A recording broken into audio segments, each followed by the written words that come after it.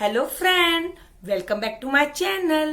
तो आज हम जिस टॉपिक को मैं लेकर आई हूँ ना, बहुत ही इंटरेस्टिंग टॉपिक है और सबकी प्रॉब्लम्स है वो बहुत बड़ी, क्योंकि हम होम ट्यूशन तो स्टार्ट कर देंगे और हम पढ़ाना भी लग जाएंगे, पर हमें फीस टाइम पर नहीं मिलती है। क्योंकि पेरेंट्स भी खुश है, हम पढ़ा रहे हैं ना, अपना एफर्ट डाल रहे हैं, तो पेरेंट्स भी खुश है, बच्चा भी खुश है, पर हमें फीस टाइम पर नहीं मिल रही है। तो हम उसके लिए क्या करें?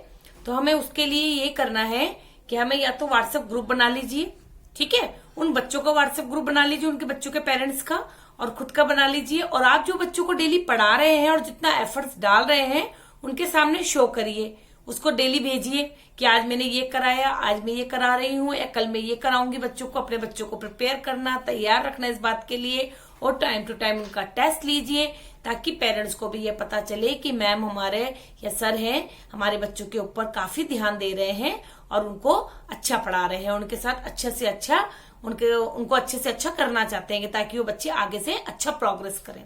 ठीक है। एक समस्या ये है कि पेरेंट्स फीस भी आपको दे रहा है, लेकिन फीस ज्यादा नहीं दे रहा है। तो मैं ये बताना चाहती हूँ आपको कि आप कभी भी, मतलब है ना, अपने आप को जब टीचर बन रहे हो, आप ट्यूशन टीचर बन रहे हो या स्कूल में टीचर बन रहे हो, अपने आप को कम मत समझिए। अपना जो कॉन्फिडेंस लेवल है ना, उसे हाई रखिए। अगर आपके पेरेंट्स आपसे फीस के बारे में बात करने आ रहा है और आपको हिचकिचाहट होती है या आपको हेजिटेशन होता है कि वो फीस पूछेगा, मैं कितनी बताऊं, मैं क्या करूं, तो आप क्या करिए, एक चार्ट बना लीजिए कि मेरी इतनी फीस है फर्स्ट क्लास की, नर्सरी की, एलकेजी की, मैं इस हिसाब से पे लेती हूँ।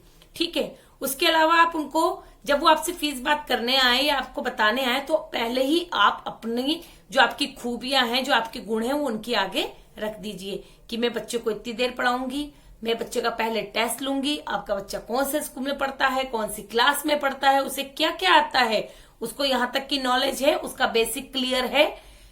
जब वो पेरेंट्स आपसे इस बारे में बात कर ले, उसके बाद वो फीस के बारे में पूछने में अपने आप ही हिचकिचाएगा, क्योंकि उसे पता होगा कि मैम को ज्यादा नॉलेज है, मैम को एक्सपीरियंस है कि बच्चे के साथ कैसे बिहेव करना है, कैसे बच्चे को पढ़ाना है, तो मैम को सब पता है। तो आपसे ये पूछेगा कि मैम आपकी कितनी फीस है, वो आपसे बार्गेनिंग भी नहीं करेगा। ठीक है। और अगर बार्गेनिंग करे, आपसे बोले कि मैम प्लीज इतने ले लीजिए, तो आपसे अगर जितना हो सके उतना ही कम करिए, वरना अपना रेट जो है, फीस का जो चार्ज है, उसको कम मत कीजिए। अगर आपने एक बार कम कर दिया ना, तो उसके बाद से आपके जितने भी पेरेंट्स आएंगे वो आपसे बार्गेनिंग करेंगे। हम कोई सब्जी बेचने तो बैठे नहीं है, ठीक है, हम एजुकेशनल बच्चों को एजुकेशन दे रहे हैं, उनको हम अच्छे से अच्छा एफर्ट डालेंगे। और आप भी बच्चों को पढ़ाए तो ये ना सोचे कि मैं टाइम पास करूंगा 2 घंटे टाइम पास करने के लिए, या मैं फ्री हूं तो बच्चों को ट्यूशन पढ़ा लूं। नहीं, अगर आप ट्यूशन पढ़ाना चाहते हैं तो प्लीज पूरी लगन और मगन से ही बच्चों को पढ़ाइए, अपना पूरा एफर्ट डालिए, ताकि वो पेरेंट्स भी खुश हो, बच्चा भी खुश हो, और बाहर जाके दूसरे बच्चों को भी बताए कि वो मैम बहुत अच्छा पढ़ाती हैं, वो सर बहुत अच्छा पढ़ाते हैं, तो आप भी उनके पास पढ़ने जाइए। तभी आपकी पॉपुलैरिटी बढ़ेगी और आपका कोचिंग सेंटर बड़ा होगा। तीसरी बात यह है कि मुझसे किसी ने पूछा कि आप कितनी फीस लेते हो, तो मैं आपको बता दूं कि हर सिटी में, हर जगह पर अपना अपना रेट होता है ट्यूशन फीस का। तो अगर मैं बोल दूं कि मैं 1000 लेती हूँ, तो आप बोलोगे हमारे यहाँ तो 1000 कोई देता ही नहीं है, ठीक है ना। तो आप अपनी लोकेलिटी के हिसाब से, आपके एरिया के हिसाब से ही फीस डिसाइड कीजिए। आप पहले ये पता लगाइए कि आपके यहाँ पे कितने ट्यूशन टीचर हैं, उनकी क्या फीस है। आप नया नया कोचिंग सेंटर खोल रहे हैं, या कोचिंग स्टार्ट कर रहे हैं, या ट्यूशन स्टार्ट कर रहे हैं, तो उनसे अपनी फीस को थोड़ा कम ही रखिए। ठीक है।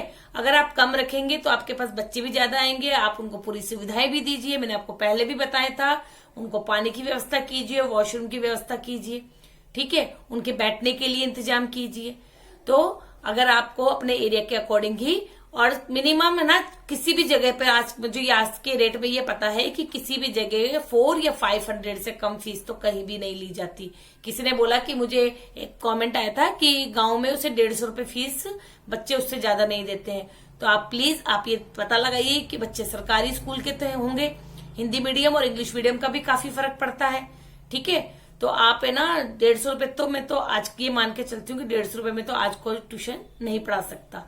तो 4 या 500, 300 भी ठीक है। अगर आप बहुत ज्यादा कोई ऐसा एरिया है, गांव का एरिया है, तो 300 मिनिमम चार्ज रखिए, क्योंकि जो नॉर्मल सिटीज होती है वो 500, कम से कम 2000 रुपए फीस होती है। छोटे बच्चों की 1000-1200 होती है, नर्सरी, LKG, HKG, और जो 1st to 5th होते हैं उनके 2000 रुपए फीस, कम से कम 2000 होती है। और जो छोटे शहर होते हैं वहां पे आप 500 से तो स्टार्ट ही करिए। तो आई होप आपको ये वीडियो पसंद आई होगी, और आपको अगर कुछ और पूछना हो और अगर कोई और आपके प्रश्न हो तो आप प्लीज कमेंट में लिख सकते हैं। Okay then, thank you, bye.